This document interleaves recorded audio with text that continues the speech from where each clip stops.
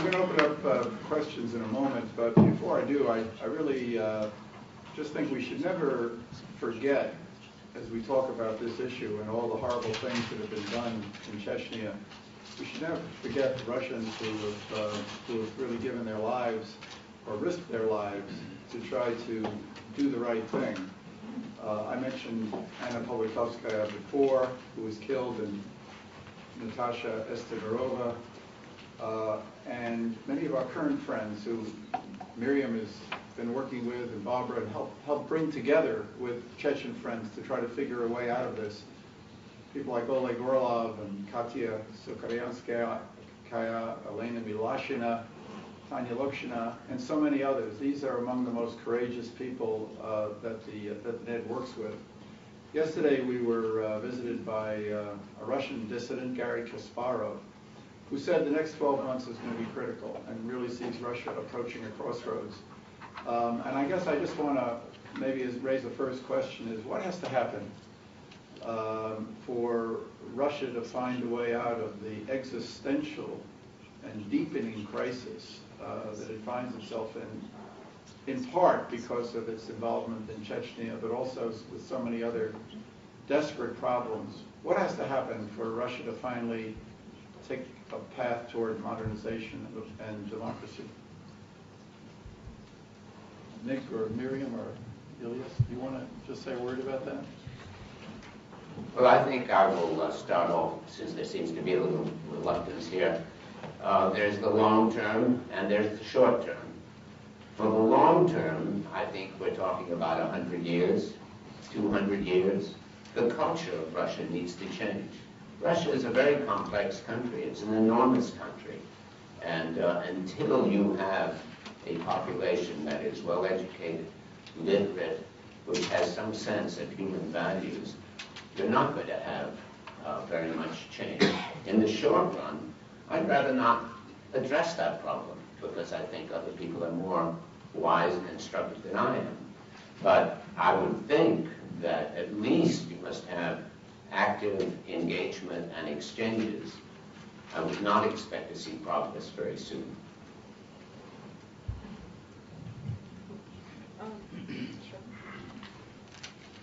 I agree that for some kind of deep changes, it could take a long time, but I think we are seeing encouraging things even now. I think that what happened on Manezh forces people to think and forces them to think very differently about what is happening. I was encouraged by things that the article that I referred to by Jurgens. He's a liberal. He represents people around Medvedev who might be now starting to think more about actual political reform, not being limited to the sphere of modernization and sort of technocratic changes. I think we are seeing some of that. We're seeing the other article that I quoted from Makedonov, who's talking about, he's saying that the kinds of policies that Medvedev had sought over the last year are too superficial. Instead, that there has to be political reform, and I think there are forces within the Russian elite, within the ruling circles, that are thinking in these terms even now. Thank you, Miriam. I think we have a floating mic, and if you wanted to ask a question, please raise your hand and identify yourself before asking the question. Yes, right over here, and then we'll go over there. Please, over here. Hi, I'm Tom DeVol from Carnegie Down, and very glad to be here. And reading the book was also quite emotional for me because I was part of many of the events in the 90s that you described. I wanted to ask you about 1997, which for me was the crucial year when Akhmadov was elected with authority. He was recognized by Yeltsin, by the OSCE. And as you describe it in the book, the policy was basically insist that we are now independent. But I wonder, it seems to me maybe in retrospect that was the wrong strategy. The strategy was actually to rebuild Chechnya and to postpone the idea of independence. And my question really is, would it have been any different if you proposed the plan that you later proposed in 2003 about some kind of UN effect, or did you propose that in 1997 rather than later? It was impossible to plan in that time. Victory, it was, okay, it will be better if someone translated me, because I feel comfortable. Я думаю, что невозможно было, конечно, говорить об этом плане, а никто его не мог провозгласить на тот момент, потому что вы должны понимать. It would have been impossible to talk about that plan at that time. Была эйфория победы. It was a euphoric moment. We had just won the war. Только что выиграли войну с таким достаточно серьезным и мощным противником. Against a very serious and much stronger opponent. Конечно, это очень трудно было на тот момент реально оценивать ситуацию. It was very hard at that moment to have a realistic evaluation of the situation.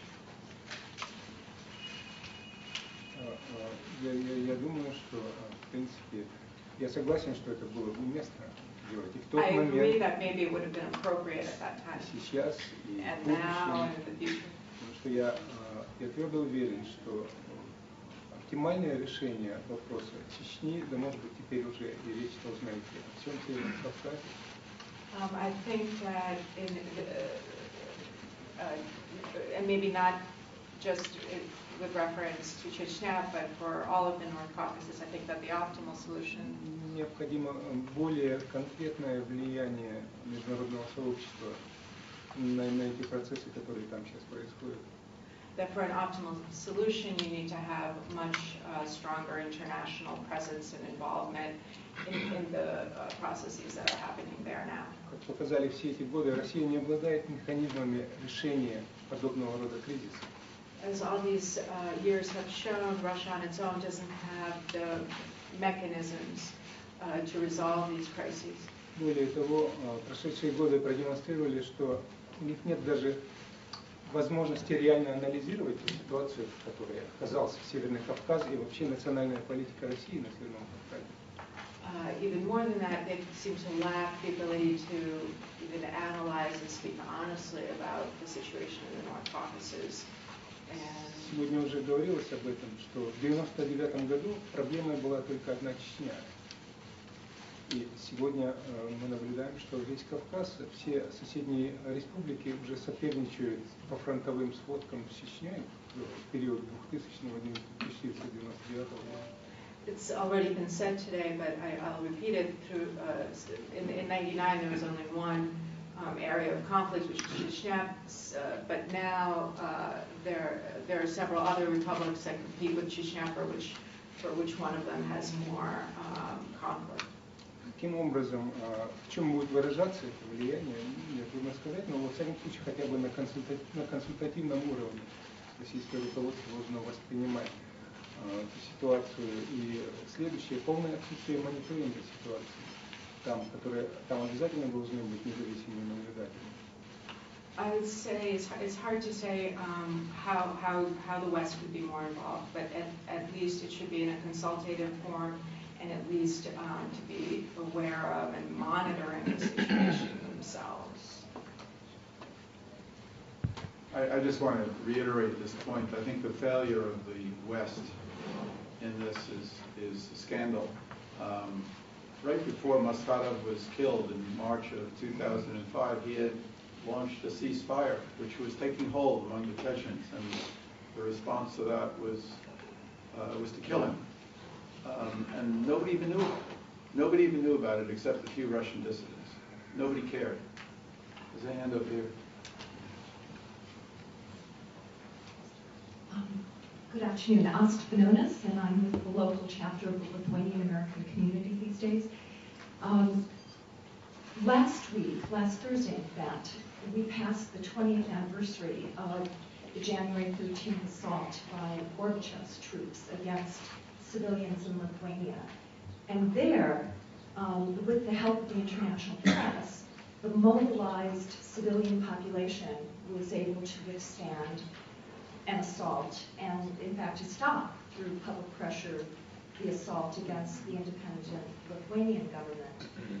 Could you envision a time over the next decade where the Chechen population could be mobilized for civilian disobedience, for passive resistance, and where the international press could be of help to them at a moment when the Putin regime or some other regime that might come after him would lack the faith in themselves to begin war with a civilian population?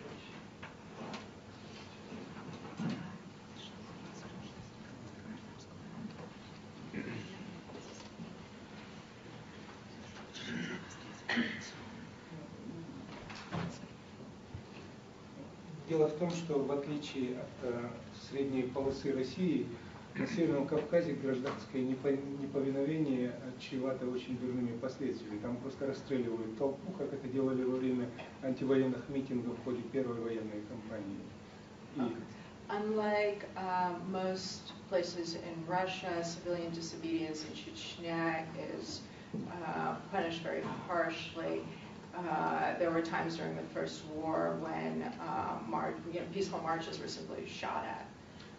Например, в связи с событиями, которые произошли совсем недавно, с этими погромами антикавказскими в Москве, Кадыров,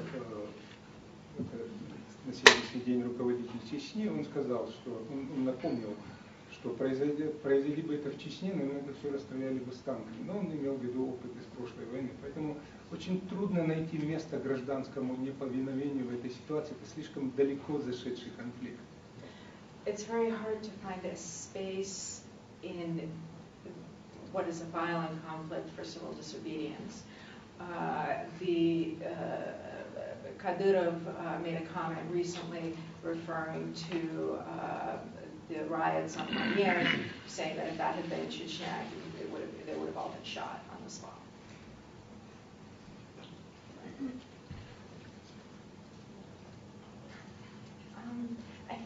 Let me add just that I think there is a lot of activism still in Chechnya. It might be in the form of human rights work and different, there are magazines, there's journalism. It's hard to project a situation where Russian aggression would be met in Chechnya with some kind of civic action, given the history. I think is hard to imagine. Yes, I would just add another note. I have good contacts in the medical community in Chechnya, and the impression that I get from that is that the Chechen population has been traumatized by the war, and that the overwhelming desire is to live another day and to stabilize the situation as much as possible. Difficult to achieve. The question, by the way, reminds me of Orwell's essay on Gandhi, that if he had undertaken those same tactics that he did against the British Empire and Stalin's Russia, he would have just been taken to Lubyanka in the middle of the night and they would have put a bullet in his head. Kathy? Two questions about legal systems. One, sort of a bright side for Russia, namely that I think it was early last year, the Russian Supreme Court ordered that European court decisions on human rights, that the Russian courts, rather than just paying fines, as they have done until now vis-a-vis Chechnya and other issues, that the courts are required to re-examine the merits of the case and possibly, hopefully in that way, address some of the outstanding issues. That's one question vis-a-vis the domestic front. How would you respond to that? And has it begun to happen in regard to Chechnya? And the other has to do with the international response to Akhmadov in particular. First of all, I believe in either 5 or 6 countries where the Chechen diaspora is particularly large. He's proposed setting up Chechen cultural centers, quote unquote, around culture. And I think most of those have gone ahead. partly because they're set up under the aegis of the Russian embassies. If you could give an update on that, because as I understand it, they're mainly to keep a closer eye on the Chechens in those countries, including Austria and Poland. And finally, the question about Akhmadov, the question about Kadyrov and his obvious flouting of international law. There are mechanisms that can be applied in that respect, having to do with bank assets freezes and visa denials, which could be applied not only in the US, as the Commission where I work on International Religious Freedom has recommended officially, but also for the EU. So sorry, it's a lot of stuff, but if you could respond, thank you. Well, I would just say very quickly that I think that exchanges of personnel are important. The preservation of Chechen culture is clearly very important to the Chechen people.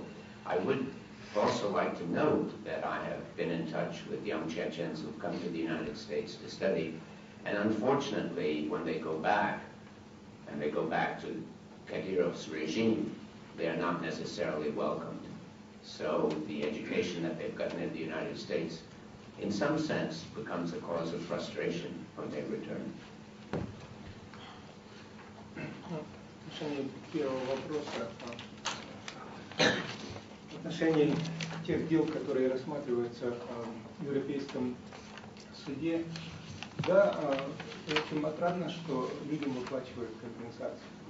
Те или иные люди, которые непосредственно сами или их родственники пострадали в ходе двух военных кампаний, они получают определенные компенсации в зависимости от происшедшего с ними. With respect to the judgments of the European Court, there is something positive about the fact that Russia has to pay compensation in some of these cases to people who have suffered or to their relatives. Но я лично, мое отношение к этому, дело в том, что помимо этого, несмотря на то, что особенно в последних кейсах, которые были рассмотрены последние полгода, где вещи называются своими именами, речь идет о военных преступлениях на территории Чечни. My personal response or attitude to it, especially cases that have been considered over the last 6 months where the court begins to call things by their proper names and speaks of war crimes. Упоминаются имена различных генералов, офицеров и солдат российской армии, которые непосредственно были вовлечены в эти убийства, в том числе и массовые. And it gives names of Russian officers, including Russian generals, who were involved in war crimes, including massive war crimes. Это решение Европейского суда не является сигналом ни для российского правосудия, ни для международного, для привлечения означенных лиц к уголовной ответственности. But these decisions have not led to criminal responsibility either within Russia's own jurisdictions or international jurisdictions for the persons named. На сегодняшний день 115 только прошло. Это очень длинный бюрократический путь, когда дела от заявления доходят до вердикта. И только 115 мы имеем это за столько лет войны. Только верхушка айсберга. There are 115 cases that have made their way through the system, and that's quite a lot given how long the process takes, how complicated and bureaucratic it is.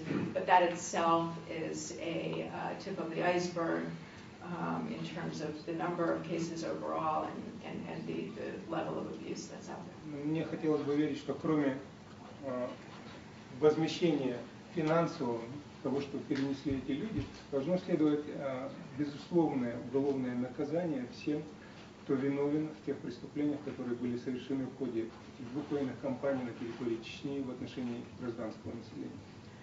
I think there has to be further steps beyond financial compensation in terms of criminal responsibility of those people who were named.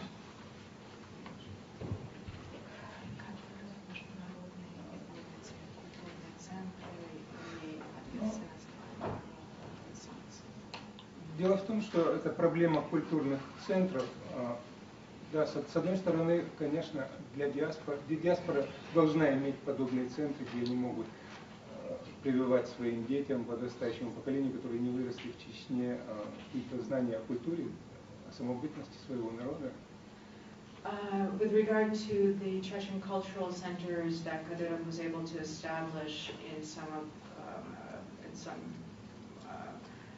foreign countries, without doubt, it serves a function for a community. It gives them access to Chechen culture while they're living abroad.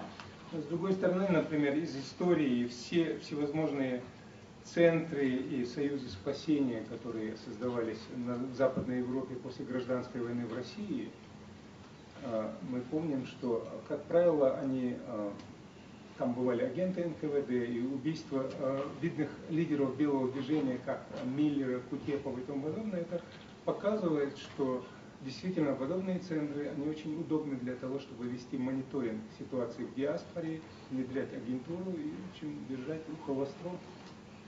These centers are, at the same time, although they have some positive use, at the same time they're extremely useful for spying on the Chechens in the diaspora, and they're a way of the history of this goes far back.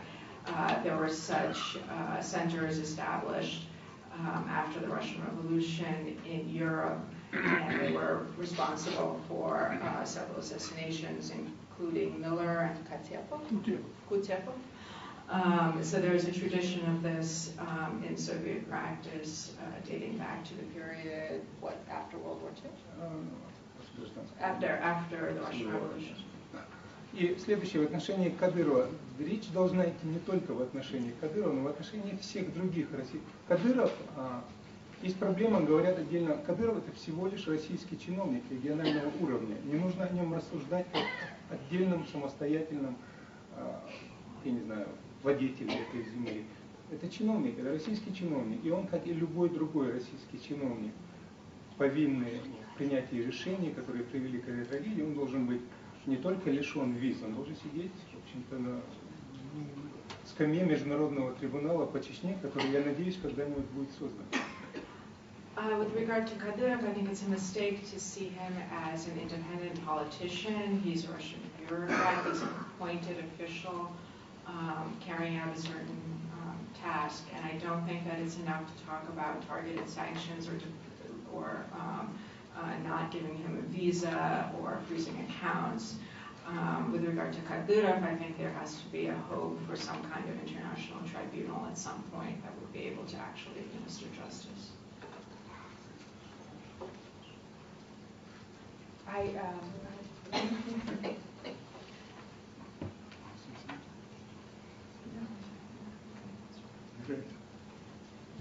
Please, over here.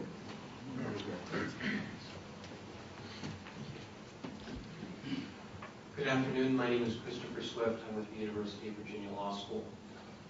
Dr. Brzezinski and Daniloff earlier made the point that this book contributes not just to our understanding of the history of the First and Second Russo-Chechen Wars, but also to our understanding of contemporary Russian politics and Russian society. I would also make the argument, however, that this book has made a substantial contribution to terrorism literature by drawing very clear distinctions between ethno-nationalist movements on the one hand and Islamist or Salafist movements on the other. More importantly, it's given us a real sense of the contested and complex nature of the relationships between these movements, sometimes collaborative, sometimes very competitive, and in fact quite violent. I'm wondering, in light of the insights your book provides, how should we understand the current state of militancy in the North Caucasus? And what does the current state of militancy in the North Caucasus tell us about the phenomenon of terrorism or national resistance or Islamic militancy on a broader basis? Thank you. Как говорила в своем спиче Мириам, терроризм на Северном Кавказе, он родился не за один день, и в общем-то, у него есть свои причины появления, которые, в общем-то, отличают от того, что здесь принято воспринимать как глобальную борьбу против глобального терроризма. As Miriam said earlier in her presentation, I think it's a mistake to look at the Chechen situation as part of a global one. There were very specific local causes to the way that things developed in the North Caucasus.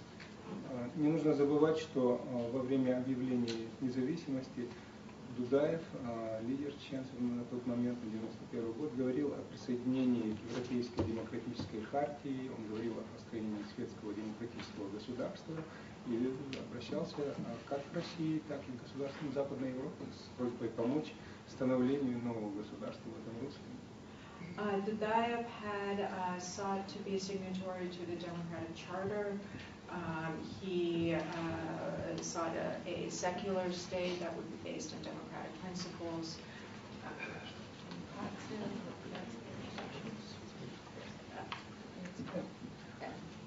И дело в том, что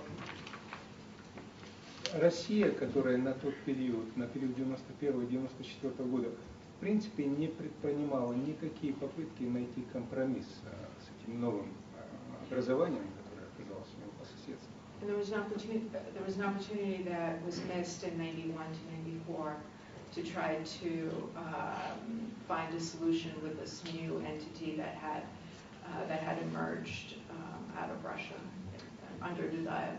Вместо этого велся торг, например, Дудаеву лично предлагались какие-нибудь условия, в ходе которых он должен был покинуть территорию Чечни, а Чечня вернуться в лоно Российской Конституции. Instead, there were overtures to Dudayev for he was being offered various things so that he personally would leave and then Chechnya would return into the Russian Federation. It was envisioned as something of his own personal project. В ходе военной кампании 94-96 годов, в общем-то, чеченцы еще продолжали надеяться, что они получат какое-то влияние на политическое решение этого конфликта со стороны Запада. В общем, в какой-то мере мы его получили, это была вовлеченность ОБСЕ при урегулировании этого конфликта. В ходе войны первой была еще какая-то надежда, что So during the first war there was hope for для интернационального влияния, for international influence in the conflict. The OSCE was very much involved in the negotiations that ended the war and the peace treaty. А с другой стороны, например, сравнение политики Ельцина с политикой Линкольна, когда его называли собирателем земель, они влияли самым пагубным образом на восприятие чеченцами роли международного сообщества в регулировании конфликта. At the same time, the ways that Chechens were characterized internationally, comparing Yeltsin to Lincoln, this had an aggravating effect. И то, что Запад, в общем, достаточно на протокольном уровне выражал обеспокоенность с правами человека в Чечне, в общем, он не демонстрировал достаточно активной позиции в том, что необходимо прекратить эту войну, необходимо решить эту войну политическим образом. Это вызывало все большую и большую фрустрацию чеченцев.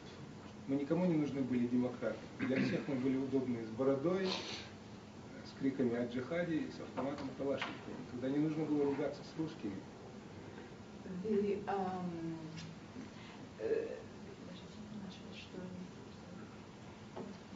Мы для всех были удобны, как исламисты.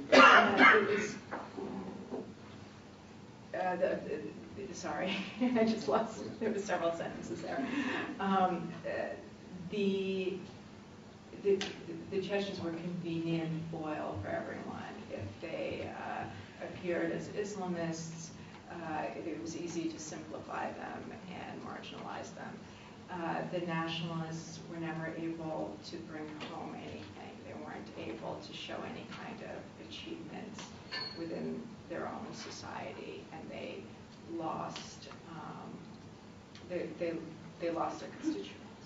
С другой стороны, высокий уровень насилия, который применялся Россией на территории Чечни, безусловно, это очень долгий и длинный конфликт. Он не мог вызвать никаких позитивных факторов, кроме как озлобленности и попытки решать любыми доступными методами свои проблемы.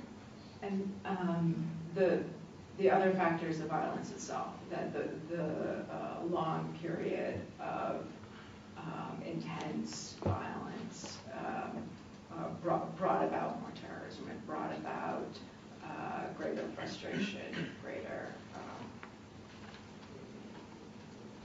reliance on radical means. И на сегодняшний день, безусловно, провозглашение Эмирата и всеобщего джихада там на Северном Кавказе, это путь никуда. Он не дает никаких надежд на то, что рано или поздно эта ситуация, возможно, будет решена. В заявлениях Эмирата вообще не подразумевается гражданское население. Говорится о всеобщей войне против всех и навсегда. Я думаю, что это путь никуда, и рано или поздно даже это радикальное движение, оно будет нуждаться в каких-то результатах своей деятельности. So, with regard to where the situation is today, the promulgation of the emirate is a dead end. Their statements do not even take heed of the civilian population. They exist purely for the jihadi elements. I don't think that it can last for the long term because it doesn't have any political context to it. Can you please direct questions to me? Well, over here, our fellow, and then we'll take one over here. No, here first. Okay, got it. Thank you. My name is Anton Burkov. I'm a fellow at MED from Russia. I have a question about the book first, and then the European Court. Obviously, your book has a Russian-speaking audience. Do you have any plans of publishing it in Russian? And will it be at all possible? Maybe it's possible, but not now. Okay. Yeah, that's a subsequent project, but yeah, we're thinking about it. And the second question about the execution of European Court of Human Rights judgments on Chechen cases. Obviously, European states, members of the Council of Europe, decided not to bring cases on behalf of the states against Russia on the situation in Chechnya. So NGOs took over and brought all those cases, 115 so far. And it was more or less a juridical process to bring those cases and get the judgment. But as you said, they are not being executed, and no investigation is carried out. What do you think will be the next step to push forward the execution of those judgments? Obviously, it's not going to be a juridical process, it's more a political one. Like we had a recent example in 2009 when European Court of Human Rights said we had enough of cases coming from Russia on non-execution of national decisions, and European Court passed so-called pilot judgment, where the European Court said, now Russia had to do something, come up with a domestic remedy. Do you think it will be possible that the European Court in Chechen cases will say, okay, we had enough, Russia should come up with some sort of a remedy in Russia?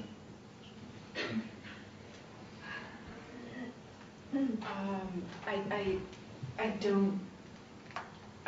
You're much more of an expert on the European Court than I am. I know Anton is focusing on this.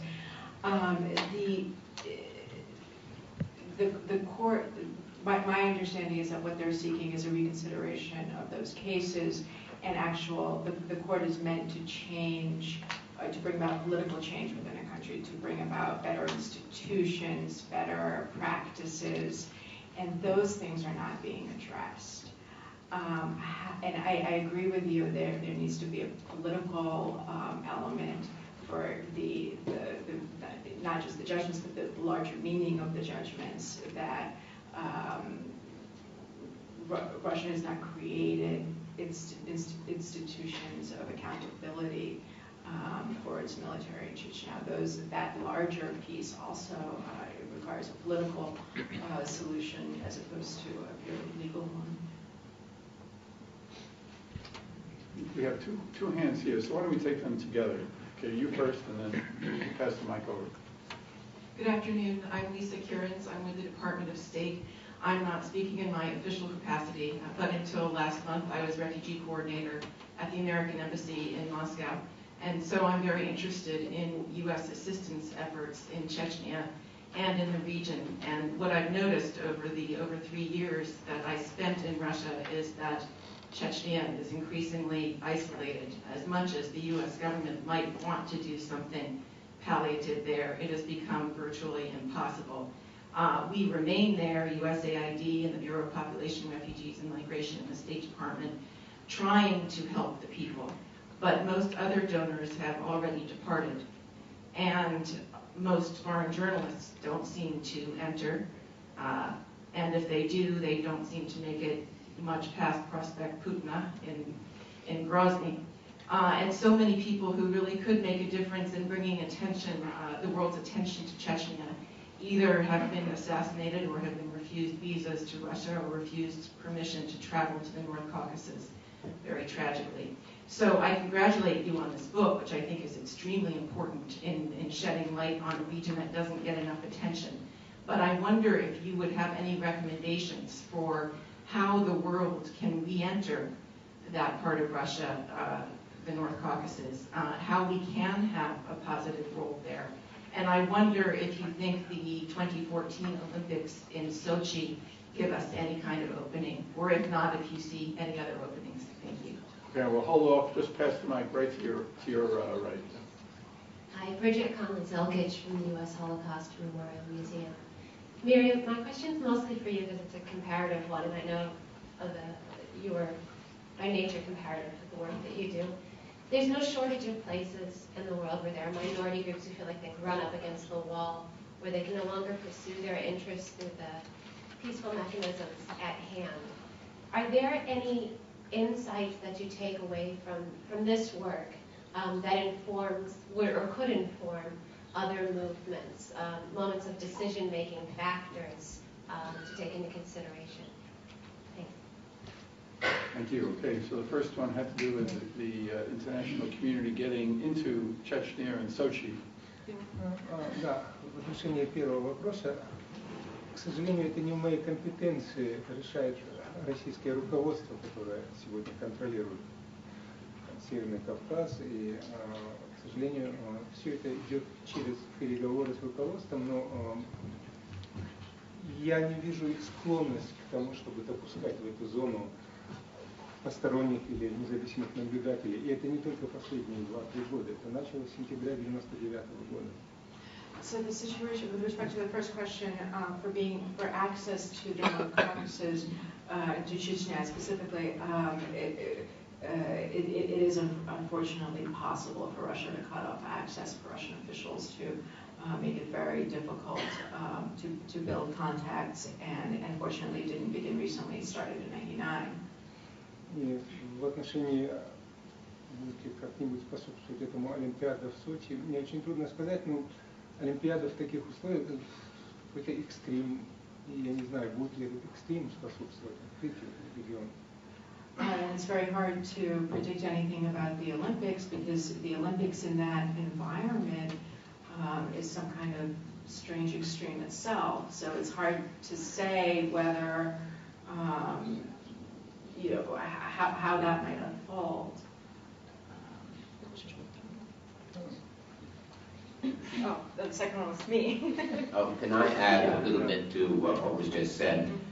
And that is that there is a great difficulty in trying to aid Chechnya because it has been smeared and blackened principally by Beslan, I think, but also Nordost.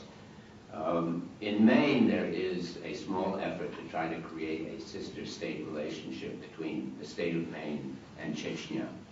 And in relation to this, the State Department has invited a group of Chechen parliamentarians who did go to Maine, did visit there, did learn something, and went back. However, this effort at creating a state-to-state relationship between Maine and Chechnya was also greeted with a great deal of hate mail. A great deal of hate mail because Chechnya is abandoned state, according to the Russians. And then you might ask, what about the small NGO that I'm associated with, the International Committee for the Children of Chechnya? And the answer there is that we operate under the radar. We operate very small programs. And essentially, we are helping perhaps a few hundred children, and the need is much greater than that. So there are big problems with regard to Chechnya, and I don't think, in our experience, that we have seen that the Russian government is particularly anxious, certainly not anxious to encourage, probably more anxious to discourage. Was that hate mail Russian or American? American. Let me take the first question and the second one. I agree with Nick that there are ways, and NGOs do work in Chechnya and in the North Caucasus, and there are many ways of working creatively. And even with respect to travel, people do go in, and Chechens do come out, and it's possible to maintain ties through. It might be difficult for governments that are used to doing very big projects that require a lot of buy-in from the Russian federal government or from Belarus government, but NGOs are able to do different types of projects stemming from so the kind of social initiatives that Nick talked about. For instance, there are Czech groups that are working with women doing microcredit and small projects like that, or a British group that works, brings teachers into schools in Chechnya. That kind of work is very much possible, and there could be more of it. And there are occasional journalists. I feel like the reason that journalists aren't going in now is that it's maybe attention has shifted away from it as opposed to impediments of danger or bureaucracy. I think there just isn't the same degree of interest as it was a few years ago in going into Chechen. In terms of other places, I've been working on Kyrgyzstan a lot over the last year, and it's such a striking comparison because you could, for instance, look at Kyrgyzstan in somewhat similar terms. You have a president who expresses a lot of goodwill and has a lot of democratic credentials, yet there are all kinds of things happening in the country, including an ethnic cleansing in the south. Yet there's a kind of understanding with Kyrgyzstan that we want to strengthen the moderates. We understand that not everyone has turned the page in the country, and we try to help. And that kind of attitude was never extended to Akhmadov.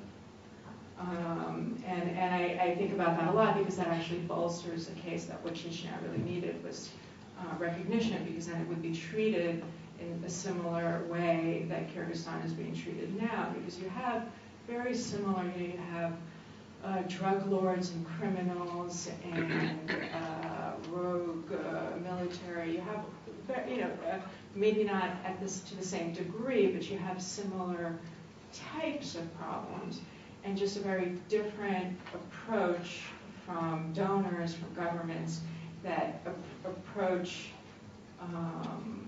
the moderates or the positive forces within Kyrgyzstan with understanding that it could take time, and they try to build on that positive piece and then bring along the negative later. And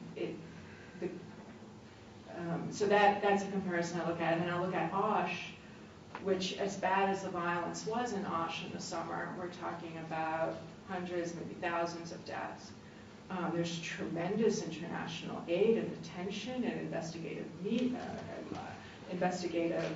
teams going there. There's journalists. My grantees say, we've seen every official, every international agency has come through. Everyone wants to meet with us. Everyone wants to hear about it. So, when that conflict broke out in Osh, there was tremendous response and effort to try to stop it. Whereas in the North Caucasus, because Russia has succeeded in sealing it off like this, the same kind of mechanisms just aren't there to try to, let's hope that what happened in Osh is over. It may have actually, stemmed that problem in the bud. And who knows, maybe if a response like that had been possible in Chechnya and in the North Caucasus, maybe, it would have ended very differently. Well, Miriam, thank you.